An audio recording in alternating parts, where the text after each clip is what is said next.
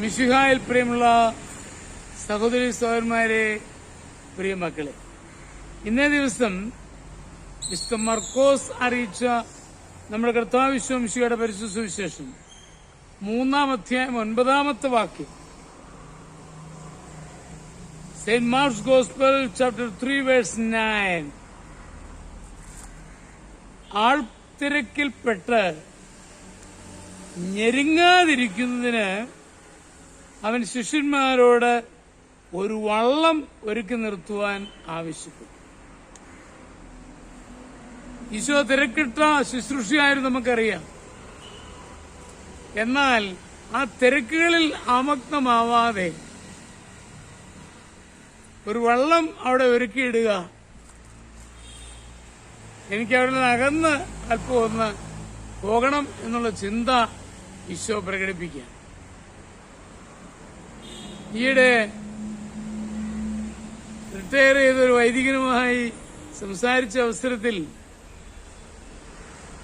അദ്ദേഹം പ്രായത്തിനു മുൻപ് തന്നെ റിട്ടയർ ചെയ്യാൻ ഇടയായി. എന്താ കാരണം? അദ്ദേഹം സാധാരണ പള്ളിയിലെ ശുശ്രൂഷകൾക്കോടൊപ്പം വചനപ്രഘോഷണം, ധ്യാനമൊക്കെ നടത്തി പോന്നു. എന്നാൽ ക്രമീകൃതമായ ഭക്ഷണ രീതിയോ അധ്വാനത്തിനൊരു ചിട്ടയോ ഒന്നും ഉണ്ടായിരുന്നില്ല. ചില ദിവസങ്ങളിൽ നീണ്ട വചനപ്രഘോഷണം, ചില ദിവസങ്ങൾ അത്രയില്ല. വിശ്രമമൊക്കെ വളരെ കുറവ്. ഇങ്ങനെ ഓടി നടന്ന് ശുശ്രൂഷ ചെയ്തു.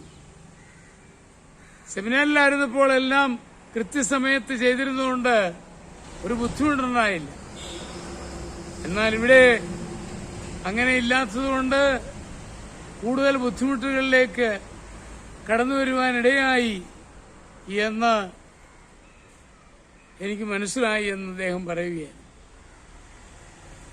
തീർച്ചയായിട്ടും ഞാനിത് പറയാൻ കാരണം, ചില തിരക്കുകളിൽപ്പെട്ട് നമ്മളെല്ലാവരും ഓടി നടക്കുമ്പോൾ ജീവിതത്തിന്റെ ക്രമം നമ്മൾ നഷ്ടപ്പെടും. അത് ഏറ്റവും വലിയ അപകടമാണ്. അതുകൊണ്ട് അങ്ങനെയുള്ള അവസരങ്ങൾ ഒഴിവാക്കാൻ പ്രത്യേകം നമ്മൾ ശ്രദ്ധിക്കണം. ഒരു കാരണവശാലും തിരക്കുകളിൽപ്പെട്ട് പോകുമ്പോഴും പ്രാർത്ഥനാ സമയം, ഭക്ഷണ സമയം, വിശ്രമ സമയം എന്നിവ കണ്ടെത്തിയിരിക്കണം. എങ്കിൽ മാത്രമേ നമ്മുടെ ശുശ്രൂഷ ദൈവത്തിന്, ജനങ്ങൾക്ക് നമുക്ക് നൽകുവാൻ സാധിക്കൂ.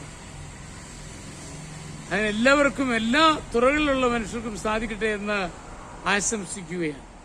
നമ്മുടെ കർത്താവ് മിശിഹായുടെ കൃപയും പിതാവായ ദൈവത്തിന്റെ സ്നേഹവും പരിശുദ്ധാത്മാവിന്റെ സഹവാസവും നിങ്ങളെല്ലാവരോടും കൂടി ധാരാളമായിട്ടുണ്ടായിരിക്കും, ഇപ്പോഴും എപ്പോഴും എന്നേക്കും. ആമേൻ.